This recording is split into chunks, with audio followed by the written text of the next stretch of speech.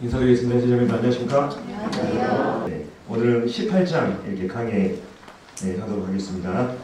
계시록 17장, 18장은요, 이제 과거 바벨에서 시작된 하나님을 대적하는 그 인류 문명이 이 세상 마지막에 어떻게 멸망하는지를 구체적으로 다뤄주고 있습니다. 17장과 18장이요. 근데 이제 이 17장과 18장을 해석하는 학자들의 견해가 다릅니다. 어떤 학자들은 이 17장의 바벨론과 18장에 나오는 바벨론을 같은 바벨론으로 이렇게 해석하기도 하는데, 또 다른 분들은 17장에 나오는 이 바벨론, 18장에 나오는 바벨론을 다른 바벨론으로 이렇게 해석하는 견해를 취합니다. 저는 지금 현재 17장의 바벨론과 18장의 바벨론은 서로 다른 바벨론이라고 하는 이러한 견해하에 지금 강의를 진행하고 있습니다. 이 17장의 바벨론과 18장의 바벨론을 다른 바벨론으로 봐야 하는 이유는 이렇습니다. 먼저 멸망의 원인이 달라요. 17장의 바벨론은 적그리스도와 열불에 의해서 멸망당합니다. 하지만 이 18장에 나오는 바벨론은 바로 일곱 대접의 심판 중에 그 마지막 재앙, 이 지진으로 인해서 멸망당하거든요. 그래서 이 멸망의 원인이 다르고요. 두 번째로 이 멸망의 때가 다릅니다. 17장의 바벨론은 환란기 중간에 이렇게 멸망당할 가능성이 크고, 반면에 18장에 나오는 이 바벨론은 환란기 맨 끝에 이렇게 멸망하는 이런 가운데 있습니다. 그래서 이 멸망의 때가 다르죠. 마지막으로 멸망의 결과도 다릅니다. 우리가 앞서 살펴봤던 것처럼 17장에서 이 바벨론이 멸망했을 때, 바벨론 음녀 체제가 멸망했을 때 이 바벨론의 멸망을 슬퍼하는 사람은 아무도 없었습니다. 하지만 이 18장에 있는 바벨론이 멸망하게 될 때 이 땅의 권세들과 많은 사람들이 이 바벨론의 멸망을 보고 슬퍼하는 것을 보게 됩니다. 그래서 이 멸망의 원인과 때와 결과를 살펴봤을 때 우리는 17장의 바벨론과 18장의 바벨론이 전혀 다른 바벨론이고, 특별히 이게 별개의 심판이라고 하는 이러한 결론에 이르게 됩니다. 그래서 지난 시간 우리는 이 17장을 통해서 하나님을 대적하는 이 인류 문명 가운데서도 이 종교적인 바벨론, 그러니까 창세기 11장에 이게 이 바벨에서 하나님을 대적하는 이러한 역사가 있었잖아요. 사람들이 탑을 쌓고 또 성읍을 쌓아서 하나님을 대적하는 이러한 일들이 창세기 11장에 기록되어 있는데, 17장에 기록된 이 바벨론은 바로 바벨론 종교체제, 바로 이 탑으로서의 바벨을 이렇게 말하고 있고요. 그 다음에 오늘 우리가 살펴보게 될 이 18장은 하나님을 대적하는 인류 문명 가운데서도 특별히 인류 마지막에 온 세상의 정치와 경제와 이 종교의 중심지이자 또 적그리스도의 이 수도인 이 도시로서의 큰 성 바벨론의 이 멸망을 다루고 있다는 것을 미리 말씀을 드립니다. 그래서 오늘은 이 바벨론이라고 하는 이 적그리스도 제국의 수도, 이 도시가 어떻게 이 세상 마지막에 멸망하게 될 것인지 이 부분에 대해서 오늘 18장 말씀을 통해서 살펴보도록 하겠습니다. 18장 말씀이 24절까지 있어요. 이 일 후에 다른 천사가 하늘에서 내려오는 것을 보니 큰 권세를 가졌는데 그의 영광으로 땅이 환하여지더라. 힘찬 음성으로 외쳐 이르되 무너졌도다 무너졌도다 큰 성 바벨론이여, 귀신의 초소와 각종 더러운 영이 모이는 곳과 각종 더럽고 가증한 새들이 모이는 곳이 되었도다. 그 음행의 진노의 포도주로 말미암아 만국이 무너졌으며 또 땅의 왕들이 그와 더불어 음행하였으며 땅의 상인들도 그 사치의 세력으로 치부하였도다 하더라. 또 내가 들으니 하늘로부터 다른 음성이 나서 이르되 내 백성아 거기서 나와 그의 죄에 참여하지 말고 그가 받을 재앙들을 받지 말라. 그의 죄는 하늘에 사무쳤으며 하나님은 그의 불의한 일을 기억하신지라. 그가 준 그대로 그에게 주고 그의 행위대로 갑절을 갚아주고 그가 섞은 잔에도 갑절이나 섞어 그에게 주라. 그가 얼마나 자기를 영화롭게 하였으며 사찰하였던지 그만큼 고통과 애통함으로 갚아주라. 그가 마음에 말하기를 나는 여왕으로 앉은 자여 과부가 아니라 결탄코 애통함을 당하지 아니하리라 하니, 그러므로 하루 동안에 그 재앙들이 이르리니 곧 사망과 애통함과 흉년이라. 그가 또한 불에 살라지리니 그를 심판하시는 주 하나님은 강하신 자이시니라. 그와 함께 음행하고 사치하던 땅의 왕들이 그가 불타는 연기를 보고 위하여 울고 가슴을 치며 그의 고통을 무서워하여 멀리 서서 이르되 화이토다 화이토다 큰 성 견고한 성 바벨론이여 한 시간에 네 심판이 이르렀다 하리로다. 땅의 상인들이 그를 위하여 울고 애통하는 것은 다시 그들의 상품을 사는 자가 없음이라. 그 상품은 금과 은과 보석과 진주와 세마포와 자주옥감과 비단과 붉은 옷감이요 각종 향목과 각종 상아 그릇이요 값진 나무와 구리와 철과 대리석으로 만든 각종 그릇이요 계피와 향료와 향과 향유와 유향과 포도주와 감람류와 고운 밀가루와 밀이요 소와 양과 말과 수레와 종들과 사람의 영혼들이라. 바벨론아 네 영혼이 탐하던 과일이 네게서 떠났으며 맛있는 것들과 빛난 것들이 다 없어졌으니 사람들이 결코 이것들을 다시 보지 못하리로다. 바벨론으로 말미암아 치부한 이 상품의 상인들이 그의 고통을 무서워하여 멀리 서서 울고 애통하여 이르되 화이토다 화이토다 큰 성이여 세마포옷과 자주옷과 붉은 옷을 입고 금과 보석과 진주로 꾸민 것인데 그러한 부가 한 시간에 망하였도다. 모든 선장과 각처를 다니는 성객들과 선원들과 바다에서 일하는 자들이 멀리 서서 그가 불타는 연기를 보고 외쳐 이르되 이 큰 성과 같은 성이 어디 있느냐 하며 티끌을 자기 머리에 뿌리고 울며 애통하여 외쳐 이르되 화이토다 화이토다 이 큰 성이여 바다에서 배부리는 모든 자들이 너의 보배로운 상품으로 치부하였더니 한 시간에 망하였도다. 하늘과 성도들과 사도들과 선지자들아 그로 말미암아 즐거워하라. 하나님이 너희를 위하여 그에게 심판을 행하셨음이라 하더라. 이에 한 힘센 천사가 큰 맷돌 같은 돌을 들어 바다에 던져 이르되 큰 성 바벨론이 이같이 비참하게 던져져 결코 다시 보이지 아니하리로다. 또 검고 타는 자와 풍류하는 자와 퉁소 부는 자와 나팔 부는 자들의 소리가 결코 다시 네 안에서 들리지 아니하고 어떠한 세공업자든지 결코 다시 네 안에서 보이지 아니하고 또 맷돌 소리가 결코 다시 네 안에서 들리지 아니하고 등불빛이 결코 다시 네 안에서 비치지 아니하고 신랑과 신부의 음성이 결코 다시 네 안에서 들리지 아니하리로다. 너의 상인들은 땅의 왕족들이라. 네 복술로 말미암아 만국이 미혹되었도다. 선지자들과 성도들과 및 땅 위에서 죽임을 당한 모든 자의 피가 그 성 중에서 발견되었느니라 하더라. 자, 24절까지 말씀을 읽었습니다. 자, 1절부터 8절로 이렇게 설명해 드리도록 하겠습니다. 자, 18장은요. 이 일 후에라고 하는 이 말로 시작하고 있습니다. 그래서 계시록에서 우리가 자주 보는 표현이죠. 계시록에서 어떤 내용이나 장면이 전달될 때 자주 사용하는 표현이 바로 이 일 후에라고 하는 이러한 표현인데요. 앞선 17장에서 요한은 7 대접의 재앙을 가진 이 천사를 통해서 바로 종교적인 음녀 바벨론이 어떻게 멸망하는지를 어떻게 멸망하는지에 대한 설명을 들었습니다. 근데 이제 이 18장에 와서 이제 이 일 이후에 그 7 대접의 재앙을 가진 이 천사는 다른 천사가 하늘에서 내려온 것을 봤습니다. 근데 이 천사가 가진 권세가 얼마나 대단한지 요한은 그 천사가 가진 그 권세와 영광으로 인해서 이 땅이 환해질 정도였다고 이렇게 기록하고 있죠. 그래서 우리가 과거의 구약 성경에 보면 모세가 하나님을 대면한 이후에 그의 얼굴에 빛난 광채가 이렇게 났지 않습니까? 아마도 이 천사는 영광 중에 계신 하나님을 직접 뵙고 그분으로부터 이 직접적인 명령을 받은 이런 권세 있고 특별한 임무를 수행하는 이러한 천사로 생각이 됩니다. 그리고 이제 이 천사는요, 큰 음성으로 이 큰 성 바벨론의 멸망을 여기서 선포하고 있습니다. 무너졌도다, 힘찬 음성으로 외쳐 이르되 무너졌도다 무너졌도다 큰 성 바벨론이요.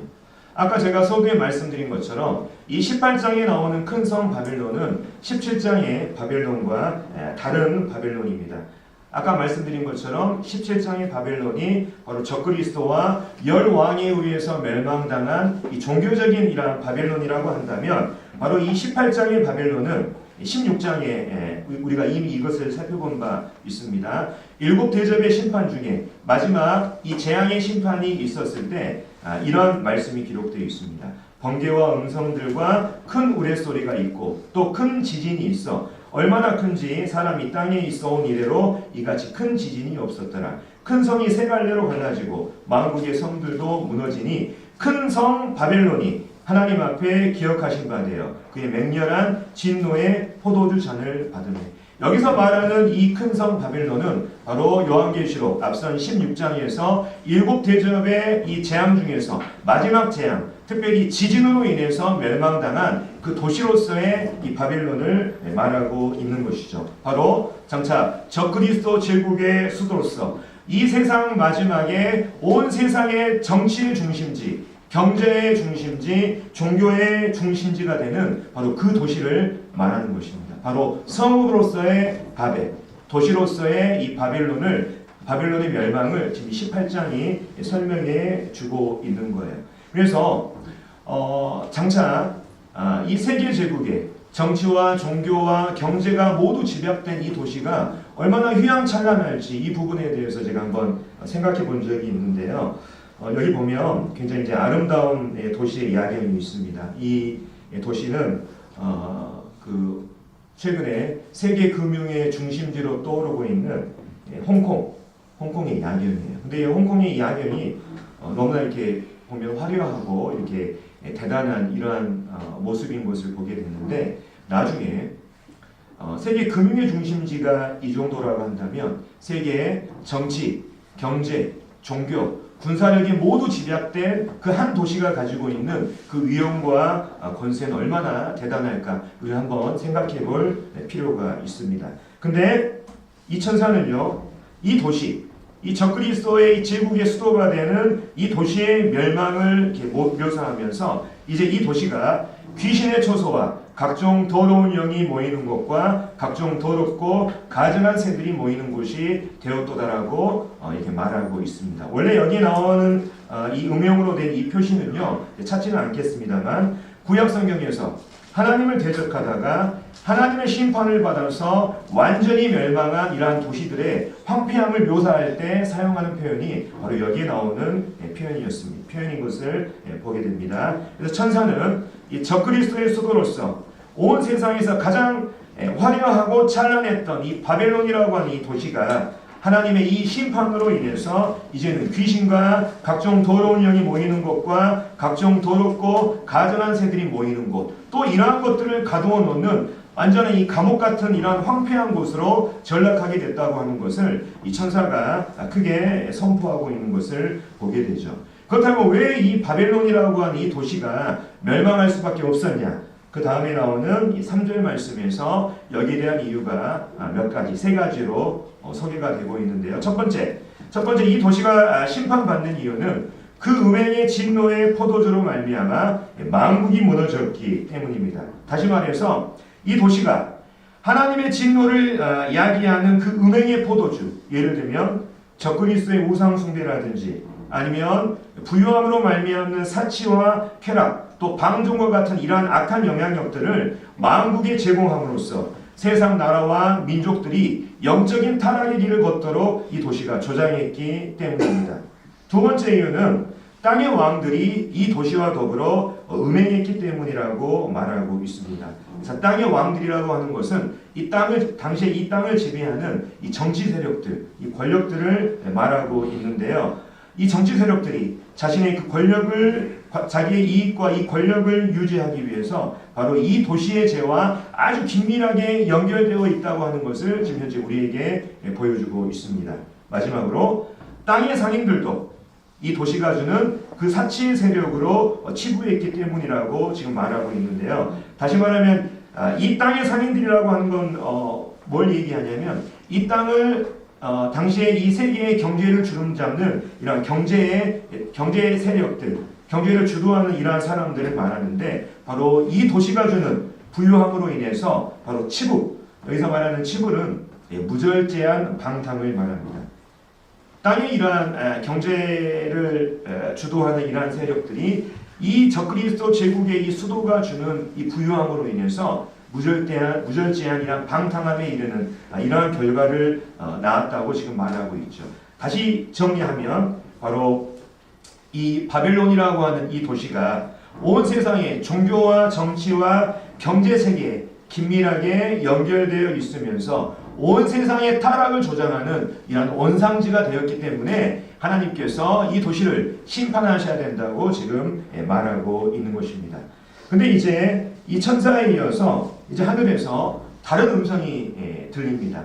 앞선 1절부터 3절까지는 어떤 힘센 천사의 음성이었다면 여기는 이제 다른 음성이 들려요. 제가 읽겠습니다. 또 내가 들으니 하늘로부터 다른 음성이 나서 이르되 내 백성아 거기서 나와 그의 죄에 참여하지 말고 그가 받을 재앙들을 받지 말라. 이제 이 하늘로부터 나오는 다른 음성이 이제부터 20절까지의 말씀을 이렇게 주도하고 있는 것을 보게 됩니다. 이 하늘에서 들리는 음성의 첫 마디는 내 백성아 하는 이러한 음성이었어요. 그래서 우리가 이것을 보면 이 음성의 주인공을 우리가 추측해 볼 수가 있겠죠. 그래서 길게 설명할 수 있겠지만 간단하게 말씀드리면 이 음성의 주인공은 아마도 예수님의 이러한 음성일 가능성이 굉장히 큰 것으로 보입니다.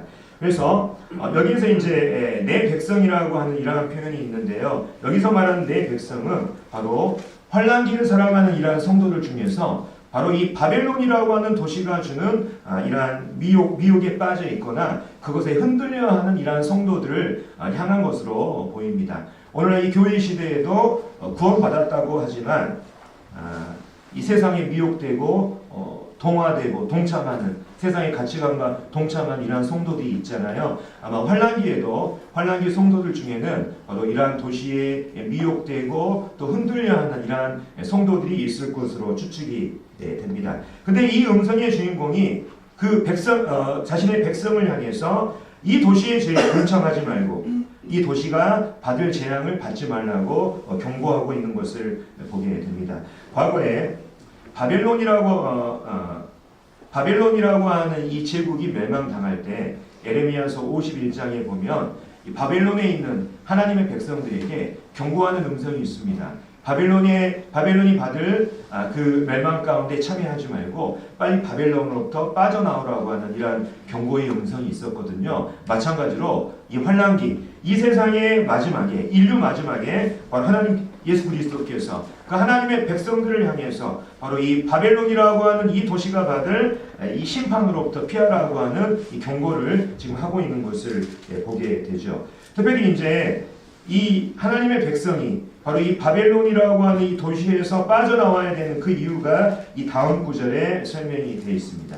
왜냐하면 그의 죄, 이 도시의 죄는 하늘에 사무쳤으며 과거 우리가 창세기 11장에 보면 이 바벨에서 쌓았던 그 탑이 하늘까지 이렇게 쌓았지 않습니까? 그런 것처럼 이 도시의 이 죄악이 정말 하늘을 찌르듯이 이렇게 만연했다고 하는 이런 표현으로 보입니다. 뿐만 아니라 하나님께서는 이 도시가 하나님을 향한 그 죄들을 기억하셨기 때문에 반드시 하나님께서 바로 이 도시, 과거의 이 바벨 탑과 성읍을 하나님께서 무너뜨리셨잖아요. 그런 것처럼 바로 이 바벨론이라고 하는 이 도시 역시 하나님께서 심판하실 이 계획을 가지고 계시기 때문에 그 도시로부터 빠져나오라고 하는 이러한 경고를 하고 계시는 것을 보게 됩니다. 자, 이제 방금 우리가 살펴본 4절과 5절의 이 듣는 대상이 누구였습니까? 하나님의 백성이었잖아요. 근데 이제 이 다음 구절 6절부터 7절까지는 말하는 대상이 바뀝니다. 듣는 대상이 바뀝니다. 하나님의 백성에서 바로 이 도시에 심판을 집행하는 이 심판의 집행자들을 향해서 이 하늘의 음성이 그들 향해서 말하고 있는 것을 보게 되는데요. 제가 읽겠습니다. 자, 그가 준 그대로 그에게 주고 그의 행위대로 갑절을 갚아주고 그가 섞은 잔에도 갑절이나 섞어 그에게 주라. 그가 얼마나 자기를 영화롭게 하였으며 사치하였든지 그만큼 고통과 애통함으로 갚아주라고 이 도시의 심판의 집행자들에게 그 하늘의 음성이 명령하고 있는 것을 보게 됩니다. 그래서 여기 보면 이제 갑절을 갚아주라고 하는 이 표현이 있습니다. 구약 성경을 보면 특별한 죄에 대해서는 갑절로 심판하고 갑절로 배상하라고 하는 이런 장면이 나와요. 출애굽기 22장 4절에 보면 도둑질한 것이 살아 그의 손에 있으면 소나 낙이나 양을 막론하고 갑절을 배상할지니라. 그러니까 정확히 문자적으로 말하면 2배지 않습니까? 그렇죠? 근데 우리가 18장 방금 읽은 계시록 18장 6절 7절에 나오는 이 갑절은 문자적인 2배를 말하기보다는 좀 더 문맥에 맞춰서 보면 그만큼 충분한 거기에 맞는 이러한 뜻으로 이렇게 해석해야 된다고 저는 생각을 합니다. 예를 들면 자 디모데전서 5장 17절 제가 좀 이제 이런 말씀을 인용해서 죄송합니다만 잘 다스리는 장로들은 배나 존경할 자로 알되 말씀과 가르침에 수고하는 이들에게는 더욱 그리할 것이니라. 여기서 나오는 디모데전서 5장 17절의 배는 어떻습니까? 문자적인 2배를 의미하는 것이 아니라 바로 그 인도자들이 거기에 수고한 만큼 충분한 거기에 맞는 이러한 뜻으로 지금 보여지지 않습니까? 그러니까 여기에 나와 있는 심판의 집행자들을 향해서 그 도시가 행한 이 갑절만큼 갚아주라고 하는 말은 무슨 말이냐면 그 도시가 하나님께 지은 죄만큼 너희들 심판을 집행해라 이러한 뜻으로 우리가 해석하는 것이 적절한 해석이라고 하는 생각을 해보게 됩니다. 그래서 이 말씀에도 보면 이 그만큼 또 위에 보면 그대로라고 하는 표현이 있죠. 그래서 여기서 갑절이라고 하는 표현이 그냥 문자적인 2배를 의미하는 것이 아니라 그냥 전체적인 문맥으로 봤을 때 그만큼 거기에 충분한 거기에 맞는 이런 뜻으로 해석하는 것이 훨씬 적절하다고 이렇게 생각이 됩니다. 그래서 우리가 성경을 볼 때 우리가 실은 우리가 문자 중심으로 해석하는 게 맞아요. 근데 그러니까 문자주의에 치중해서 해석하는 것이 아니라 전체적인 문맥에 맞춰서 그것을 해석하는 적절한 분별력이 요구가 되는 것이죠. 그래서 우리가 성경을 볼 때 1차적으로 문자 그대로 보지요. 근데 전체적인 문맥에 맞춰서 해석해야지 훨씬 더 정확한 해석이 되는 것입니다. 그래서 이러한 부분들에 대한 분별력이 우리가 성경을 볼 때 필요하다는 이런 말씀을 드리고요. 특별히 이제 이 7절 후반부를 보면 하늘의 이 음성이 이 도시가 가진 이 교만함을 고발하고 있어요. 이 도시가 마음에 말하기를 어떤 생각을 가지고 있었냐면 나는 여왕으로 앉은 자다. 다시 말하면 나는 이 세상의 도시 중에서 가장 으뜸의 도시다. 이러한 교만함이 있었죠. 뿐만 아니라 나는 과부가 아니다. 다시 말하면 나에게는 온 세상을 다스리는 이 적그리스도라고 하는 이 남편이 나에게 있다. 그렇기 때문에 나는 결단코 애통함을 당하지 아니하리라. 내가 이런 상황 가운데 있는데 내가 어떻게 이렇게 슬픈 일을 당할 수 있겠어? 이렇게 하늘을 찌를 듯한 과거의 바벨탑처럼 하늘을 찌를 듯한 이러한 교만의 죄악이 바로 이 도시에 있던 것을 보게 됩니다. 하지만 이제 하늘의 음성이 이 교만한 이 도시를 향해서 이렇게 외칩니다. 그러므로 하루 동안의 그 재앙들이 이르리니 곧 사망과 애통함과 흉년이라. 그가 또한 불에 살라지리니 그를 심판하시는 주 하나님은 강하신 자이시니라. 자, 여기 이제 바벨론이라는 도시의 이 멸망을 선포하면서 하루 동안이라고 하는 표현이 나오지 않습니까? 이것은 어찌 보면 이제 문자적인 24시간을 문자적인 24시간을 의미할 수도 있고, 다른 한편으로는 아주 짧은 시간, 아주 이렇게 급한 시간을 의미하는 이러한 표현으로도 생각이 됩니다. 그래서 아주 짧은 시간에 바로 사망과 애통함과 흉년이라고 하는 이 재앙들이 이 도시를 엄습할 것이고, 그 결과 이 도시는 불에 살아서 멸망하게 된다고 성경은 말하고 있죠. 그래서 우리가 16장에 보면 바로 일곱 대접의 마지막 이 재앙의 심판으로 인해서 이 큰 성 바벨론이 아주 순식간에 멸망당하는 장면을 우리가 16장에서 이미 살펴본 바가 있습니다. 그러면서 이제 하늘의 그 음성은 바로 하나님께서는 하나님을 대적하는 이 세상의 그 어떤 견고한 권세라 할지라도, 그 어떠한 도시라 할지라도 멸망시킬 수 있는 가장 강하신 분이라고 하는 것을 이 하늘의 음성이 선포하고 있는 것을 보게 되죠. 자, 그래서 이제 지금까지 이 심판이 어떻게 집행되는지 이런 부분들에서 살펴봤고, 이제 이 다음부터는 어떤 말들이 나오냐면 이 장성곡이 나옵니다. 그래서 장송곡이 이제 장례식장에서 이렇게 애도를 표하면서 부르는 노래지 않습니까? 바로 이 세상에 있는 이 세 부류의 사람들이 이 바벨론이라고 하는 도시가 멸망하는 모습을 보면서 실은 슬픈 마음으로 이게 장송곡을 이렇게 부르는 이러한 장면이 나오거든요. 그래서 이 부분을 이제 좀 구체적으로 살펴보도록 하겠습니다. 먼저 이 도시의 멸망을 슬퍼하는 사람 중에 이 첫 번째 부류가 누구냐면 이 땅의 왕들입니다. 땅의 왕들. 그러니까 이 바벨론이라고 하는 이 도시의 멸망을 슬퍼하는 사람들은 어떤 사람들이냐면 이 도시에 자신의 모든 희망을 쏟아부었고 자신의 모든 것들을 투자했던 사람이에요. 근데 이 도시가 멸망하게 되자 그들은 슬픔을 감출 수가 없었던 것입니다. 근데 그 첫 번째 부류가 누구냐면 바로 여기 땅의 왕들이라고 지금 나와 있습니다. 다시 말하면 이 땅의 지배 권력들을 말하고 있는 거예요. 자 읽겠습니다. 그와 함께 이 도시와 함께 음행하고 사치하던 땅의 왕들이 그가 불타는 연기를 보고 울고 가슴을 치며 그의 고통을 무서워하여 멀리 서서 이르되 화이토다 화이토다 큰 성 견고한 성 바벨론이여 한 시간에 네 심판이 이르렀다 하리로다. 자 여기 나와 있는 이 땅의 왕들은 이 땅의 지배 세력들, 권력들이라고 하는 부분을 말씀을 드렸습니다. 자, 이 사람들은 이 도시와 아주 부정한 관계에 있으면서 이 도시가 주는 쾌락과 사치스러운 이러한 방종을 즐기던 이 땅의 이러한 권세들이었어요. 그들은 이 도시가 불타는 이러한 연기들을 보면서 울며 가슴을 칩니다.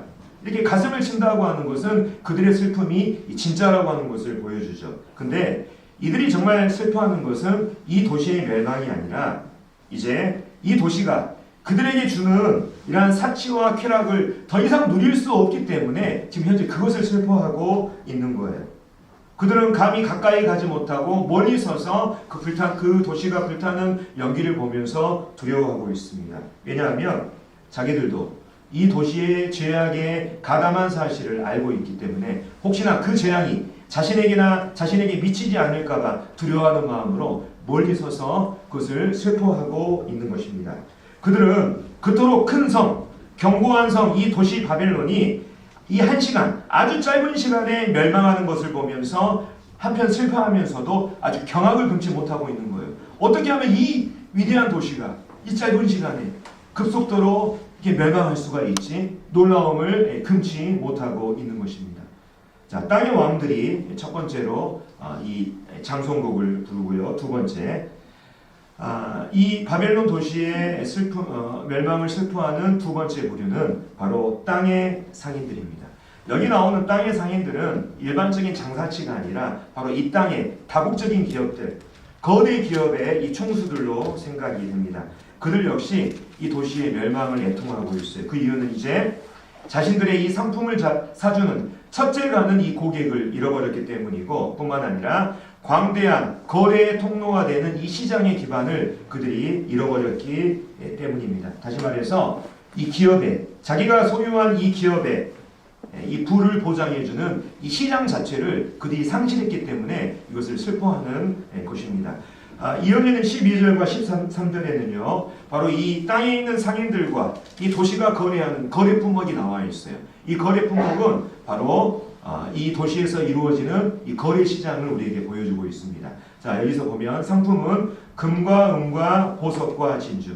다시 말하면 이 도시에서 이루어지는 바로 이 보석 시장을 말하고 있습니다. 이 투자 시장을 말하고 있고요. 세마포와 자주옥감과 비단과 붉은 옥감은 의류 시장. 각종 향목과 각종 상아그릇, 값진 나무와 구리와 철과 대리석으로 만든 각종 그릇은 용품 시장. 계피와 향료와 향과 향유와 유향은 사치품 시장.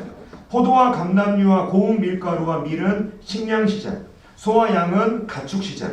말과 수레는 운송 시장. 종과 사람들의 영혼은 바로 인력 시장을 보여주고 있습니다. 다시 말하면 그 거대 기업들과 이 도시가 거래하는 이러한 시장 체계를 보여주고 있는 거예요. 근데 이 도시의 멸망으로 말미암아 이제 이 땅의 기업들이 거래할 수 있는 모든 시장의 기반이 이제 사라지게 된 것이죠. 그렇기 때문에 바로 이 땅의 상인들이 이 도시의 멸망을 슬퍼하는 것을 보게 됩니다.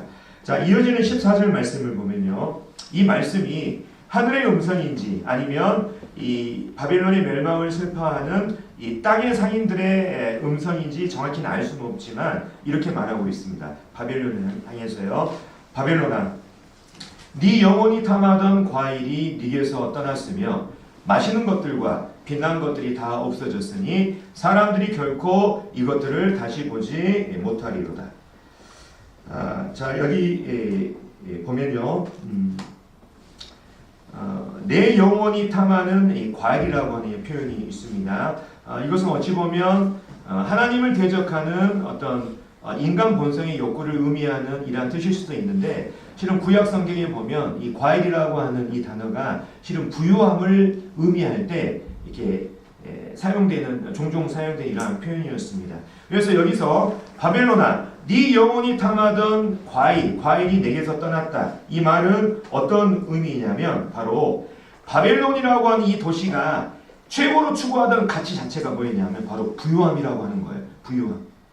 이 도시가 추구하는 그 최고의 가치가 부유함이고, 그 부유함으로 말미암는 그 맛있는 것들과 빛난 것들, 그 부유함으로 말미암는 정말 온갖 호화롭고 사치스러운 것들이 이제 그 부유함을 잃어버렸기 때문에 그것도 그 뒤에 따라오는 파생되는 그 모든 것들도 바로 이 도시로부터 떠났다고 말하고 있습니다. 그러면서 이제 사람들이 결코 이러한 것들을 이 도시로부터 다시는 보지 못할 것이라고 이렇게 엄숙하게 선포하고 있습니다. 다시 말하면 이 바벨론이라고 하는 도시의 완전한 몰락, 완벽한 몰락을 지금 선언하고 있는 것이죠. 그리고 이제 이 도시에서 이루어지는 이 시장과 거래와 무역을 통해서 막대한 부를 쌓았던 이런 거대 기업들의 이 주인들 역시 아까 그 땅의 왕들처럼 이 재앙이 정말 자신들에게도 임할까 두려워하는 마음으로 멀리 서서 울며 애통해합니다. 그러면서 이렇게 외치죠. 화이토다 화이토다 큰 성이여, 세마포옷과 자주옷과 붉은 옷을 입고 금과 보석과 진주로 꾸민 것인데, 그러한 부가, 그러니까 이런 것들이 전부 다 이 도시가 가진 이 부유함을 나타내주는 것으로 우리가 다 이렇게 이 부분을 통해서 살펴볼 수 있습니다. 그러한 부가 한시간에 망하였도다. 여기 보면 이제 파란색 음영으로 보면 자주옷과 붉은 옷과 금과 보석과 진주는 앞선 17장에서 종교적인 바벨론의 그 부유함을 상징하는 이러한 표현이었어요. 18장에는 바로 이 바벨론이라는 도시가 가진 그 부유함과 화려함을 상징하는 똑같은 표현으로 지금 사용되고 있는 것을 보게 됩니다. 그들은 이 도시가 가지고 있는 그 엄청난 부유함이 이 한 시간에, 그 짧은 시간에 급격하게 멸망하는 것을 보고 이게 놀라움을 금치 못하고 있는 것입니다. 세 번째 애도하는 집단은 바로 바다에서 일하는 사람이에요. 해운업에 종사하는 사람들. 제가 읽겠습니다. 모든 선장과 각처를 다니는 성객들과 선원들과 바다에서 일하는 자들이 멀리 서서 그가 불타는 연기를 보고 외쳐 이르되, 이 큰 성과 같은 성이 어디 있느냐 하며 티끌을 자기 머리에 뿌리고 울며 애통하여 외쳐 이르되, 화이토다 화이토다 이 큰 성이여, 바다에서 배부리는 모든 자들이 너의 보배로운 상품으로 치부하였더니 한 시간에 망하였도다. 자, 세 번째 애도다 집단은 해운업에 종사하는 사람들입니다. 그들 역시 땅의 왕들, 상인들과 같이 다만 멀리 서서 이 도시가 불타는 연기를 보면서 이 도시의 멸망을 슬퍼하고 있습니다. 그들은 여기 보면 이 큰 성과 같은 성이 어디 있느냐, 이 표현은 뭐냐면 이 세상 그 어떤 도시도 이 도시에 견줄 수가 없다는 거예요. 근데 그 견줄 수 없던 이 도시의 그 불타는 연기를 보면서 그들은 티끌을 자기 머리에 뿌렸습니다. 이것은 이제 우리가 성경에서 나오는 생생한 애도의 표현이죠. 아까 말씀드린 것처럼 이 사람들이 진짜 이 도시의 멸망을 슬퍼하는 진짜 이유는 이 도시가 멸망이기 때문에 그런 것이 아니라 바로 그동안 이 사람들이 이 도시의 이 보배로운 상품들, 이 도시가 제공하는 사치스러운 이러한 고가의 상품들을 바다에서 운송하고 무역하는 일들을 통해서 그동안 막대한 부를 쌓았는데 이제 그 기반이 무너졌기 때문에 그들은 슬퍼하는 것입니다. 그래서 그들 역시 이 바벨론이라고 하는 이 도시가 아주 이 짧은 시간에 멸망하는 것을 보면서 애통하고 또 경악을 금치 못하고 있는 것이죠. 그래서 이 정리하면 바벨론이라고 하는 이 도시가 멸망하는 것을 지켜보는 이 땅의 모든 사람들이 여기서 곡소리를 내고 있어요. 슬퍼합니다. 왜냐하면 이 도시에 자신의 모든 것을 투자했기 때문에. 근데 이 땅에는 곡소리로 가득하지만 하늘에서 이제 한 음성이 외칩니다. 하늘과 성도들과 사도들과 선지자들아, 그로 말미암아 즐거워하라. 다시 말하면 바벨론이라는 이 도시가 멸망당하는 것을 즐거워하는 거예요. 왜냐하면 하나님이 너희를 위하여 그에게 심판을 행하셨음이라 하더라. 다시 말하면 바로 이 바벨론의 멸망은 바로 하나님을 믿은 사람들이 이 바벨론이라고 하는 도시로부터 겪은 그들의 의로운 고난의 정당성을 입증해주는 이런 것이기 때문입니다. 또 뿐만 아니라 다른 한편으로 보면 바벨론의 이 멸망, 이 바벨론이라는 이 도시가 최종적으로 멸망하는 건 뭐냐면 바로 하나님의 사람들이 그토록 고대하던 주님의 재림과 그분의 나라가 이제 정말 가까이 왔다는 것을 알려주는 표시이기 때문에 이제 그것을 즐거워하는 것이죠. 그리고 이제 이 하늘의 음성에 이어서 이제 한 힘센 천사가 등장합니다. 이제 다른 천사가 등장하거든요. 22절부터 이제 제가 읽겠습니다. 이에 한 힘센 천사가 큰 맷돌 같은 돌을 들어 바다에 던져 이르되 큰 성 바벨론이 이같이 비참하게 던져져 결코 다시 보이지 아니하리로다.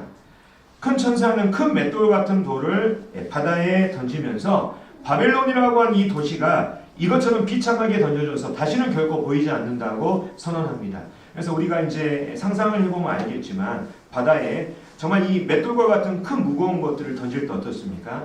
서서히 가라앉지 않습니까? 그리고 시간이 지나면 맷돌은 다시 떠오르지 않습니다. 다시는 이 맷돌을 찾아볼 수가 없는 거예요. 이런 것처럼 바벨론이라고 하는 이 도시 역시 하나님의 이 심판으로 말미암아 이제 영원히 회복되지 못하다고 하는 것을 우리에게 보여주죠. 과거에 이제 우리가 일제시대 때, 이제 2차 세계대전 때 히로시마와 나가사키에 원자폭탄 떨어졌습니다. 당시 상황이 진짜 심각했죠. 근데 시간이 지난 다음에 60년, 70년 지난 다음에 그 도시는 회복했습니다.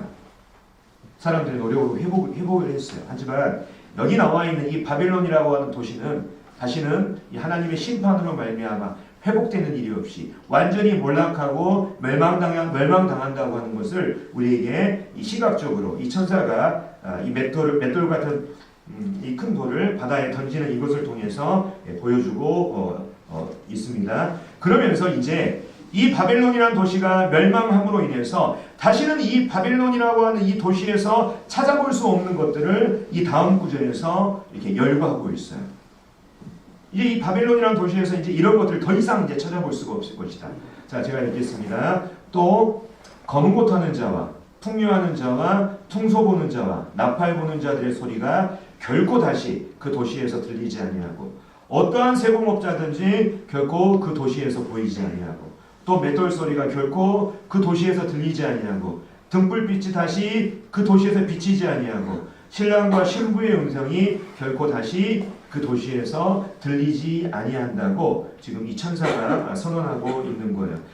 특별히 지금 이 천사가 하는 이 말은요, 구약 성경을 인용한 말씀입니다. 남유다 왕국이 멸망할 때 이렇게 애언한이라는 말씀이거든요. 이해를 돕기 위해서 이 구절만 한번 찾아보겠습니다.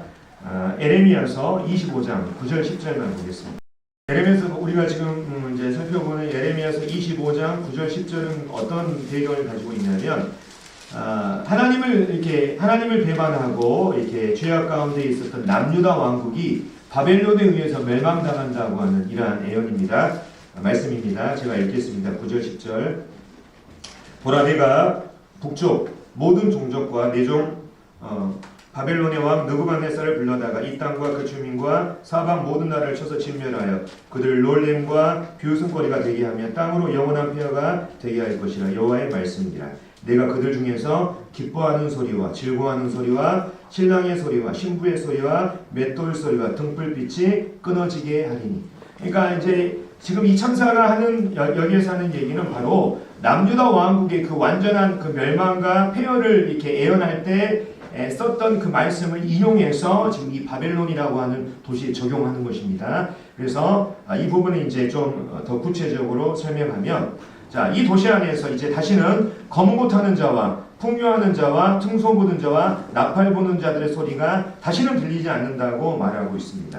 다시 말하면 이제 이 도시에서 더 이상 사람을 즐겁게 하고 기분 좋게 하는 음악 소리가 영원히 사라진다고 하는 것을 우리에게 보여주죠. 뿐만 아니라 어떤 세공업자든지 그 도시 안에서 볼 수 없다고 말하고 있습니다. 여기서 말하는 세공업자는 그 바벨론에서 나오는 이러한 화려한 보석들을 세공하는 세공업자들을 말하는 것으로 보입니다. 다시 말하면 이 보석을 세공하는 세공업자를 찾아볼 수 없을 정도로 이 도시에 사치, 향약, 부와 관련된 모든 경제체제가 파탄된다고 하는 것을 우리에게 보여주고요. 또 뿐만 아니라 맷돌 소리가 다시는 들리지 아니한다고 말하고 있습니다.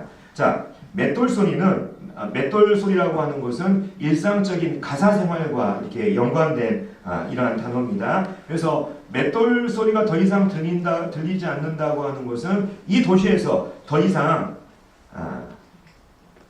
이 가사와 관련된 일상생활이 이렇게 불가능할 정도로, 또 기본적인 생산과 소비와 이런 활동들이 완전히 정지된다고 하는 것을 우리에게 보여주고요. 또 등불빛도 보이지 않는다고 말합니다. 이 도시가 비쳤던 찬란한 인공 조명들 더 이상 비치지 않는다고 말하고 있습니다. 또 마지막으로 신랑과 신부의 음성이 결코 들리지 않는다고 말합니다. 이건 저주에 가까운 말이에요. 신랑과 신부의 음성이 들리지 않는다는 것은 그 안에서 새로운 가정이 더 이상 생성되지 않는다는 거예요. 새로운 가정이 생성되지 않으면 어떻습니까? 후손이 더 이상 없게 되지 않습니까? 무슨 말이냐면 영원한 멸망을 이렇게 선포하는 사형 선고와 같은 이러한 표현인 것입니다. 그래서 이 천사가 이 맷돌과 같은 큰 돌을 바다에 던지면서 이 바벨론에서 다시는 이러한 것들을 찾아볼 수 없을 정도로 이 도시가 완전히 멸망하고 이렇게 자취를 감추게 된다고 지금 선언하고 있는 것이죠. 이제 마지막 구절 보겠습니다. 이 마지막 구절에는 바로 이제 이 도시가 이렇게 멸망하게 된 이 세 가지 이유에 대해서 말하고 있습니다. 첫 번째, 너의 상인들은 땅의 왕족들이다. 굉장히 이제 애매한 표현인데요. 쉽게 말씀드리면 이 도시와 연결된 이 상인들이 그동안 이 도시가 제공하는 부유함으로 인해서 하나님을 무시하고 이 땅에 왕처럼 행세하는 그 교만한 가운데 거했기 때문에 하나님께서 이 도시를 심판할 수밖에 없다고 말씀하고 계시고, 두 번째, 네 복술로 말미암아 만국이 미혹되었기 때문에, 다시 말하면 이 도시가 제공하는 복술, 다시 말하면 이 도시가 제공하는 부유함과 사치와 쾌락과 죄악과 유혹들로 인해서 이 땅의 모든 민족들이 미혹돼서 하나님을 대적하는 영적인 타락의 길로 들어섰기 때문에 하나님이 이 도시를 완전히 멸망시킨다고 말씀하고 있는 것입니다. 세 번째, 선지자들과 성도들과 및 땅 위에서 죽임을 당한 모든 자의 피가 이 도시 가운데서 발견이 되었기 때문에, 다시 말해서 이 도시가 하나님의 사람들을 핍박하고 죽임으로써 그들의 무고한 피를 흘렸기 때문에 하나님께서 거기에 대해서 응당하게 갚아주시겠다고 하나님께서 선언하고 계시는 것입니다. 그래서 이제 5분 정도 남았는데 이제 말씀을 정리하겠습니다. 자, 우리가 계속 이제 요한계시록 후반부를 계속해서 보고 있습니다. 그렇죠? 근데 이 요한계시록 후반부가 우리에게 계속적으로 보여주는 사실이 있습니다. 성도들에게 제공하는 정보가 하나 있어요. 그건 뭐냐면 우리가 현재 살고 있는 이 세상은 반드시 멸망한다는 것입니다. 다시 말씀드립니다. 계속해서 요한계시록 후반부가 우리에게 강력하게 지금 말하고 있는 것은 현재 우리가 살아가고 있는 이 세상은 하나님의 심판으로 인해서 반드시 멸망한다고 하는 것을 우리에게 확실하게 보여주고 있죠. 근데 이 세상이 멸망한다고 하는 이 성경의 계시 앞에서, 이 계시 앞에 어떤 성도는 이런 생각할 수가 있습니다. 나는 구원받았으니까 나는 이 멸망하고는 상관없어. 이 멸망은 이 환난기를 살아가는 성도들이나 아니면 이 땅의 불신자들에게나 해당되는 거야 하면서 이 세상의 멸망을 대수롭지 않게 생각하는 이러한 분들도 계실 수가 있습니다. 하지만 우리는 이 계시록의 말씀이 누구를 위해서, 누구를 대상으로 기록되어 있습니까? 계시록 1장 1절을 보면 교회 시대를 살아가는 성도들을 위해서 이 계시록의 말씀이 기록된 것을 보게 되죠. 그래서 우리가 사는 이 세상이 결국에는 반드시 멸망한다고 하는 이 성경의 이 사실, 진리 앞에 우리는 어떤 태도를 가져야 할까요? 오늘 우리가 살펴본 성경 구절의 한 말씀이 우리에게 여기에 대한 교훈을 제공해 주고 있습니다. 내 백성아, 거기서 나와 그의 죄에 참여하지 말고 그가 받을 재앙들을 받지 말라. 하나님께서는 심판받고 멸망당할 이 바벨론, 이 세상의 죄에 동참하지 말고 그것을 즐기는 삶으로부터 빠져나오라고 하나님께서는 우리 성도들에게 또한 말씀하고 계십니다. 뿐만 아니라 이 멸망받을 세상에 모든 희망과 소망을 두고 마치 천년 만년 살 것처럼 모든 것들을 쌓아두는 이러한 삶으로부터 빨리 벗어나라고 하나님은 이 바벨론의 멸망을 통해서 우리에게 교훈해주고 계시는 것이죠. 그래서 멸망받을 이 바벨론으로부터 빠져나오라는 이 주님의 음성에 우리가 귀를 기울이게 될 때 우리는 이 땅에서의 남은 삶들을 아주 지혜롭게 살아갈 수 있을 것이라는 생각을 해보게 됩니다. 현재 우리는 이 땅에 살고 있습니다. 현재 우리는 이 땅의 시민이죠. 이 세상 바벨론의 시민입니다. 하지만 진짜 우리의 시민권은 어디에 있습니까? 하늘에 있습니다. 우리는 장차 하늘의 시민권을 두고 살아갈 사람들이죠. 그렇기 때문에 실은 우리가 이 땅 때로는 성도들도 때로는 이 세상에 미혹되고 거기에 동조하고 같은 가치관을 따라서 살아갈 때가 있습니다만 실은 우리가 우리의 시민권은 하늘에 있다고 하는 이 사실을 우리가 마음 가운데 깊이 새기고 정말로 우리가 가지고 있는 보물이 있지 않습니까? 그것이 때로는 재물이 될 수 있고 시간이 될 수도 있고 재능이 될 수가 있습니다. 이 땅에 투자하는 것이 아니라 바로 종과 동록이 해할 수 없는 그 하늘에 쌓아두는 것이 정말 지혜로운 성도의 삶이라고 하는 이런 부분들을 생각해 봅니다. 그래서 우리 모두가 이러한 지혜로운 삶을 살아갔으면 좋겠다고 하는 이러한 말씀을 끝으로 오늘 25번째 강의 시간을 마치고 다음 시간에는 19장 이란 말씀을 이렇게 살펴보도록 하겠습니다. 이상 마치겠습니다.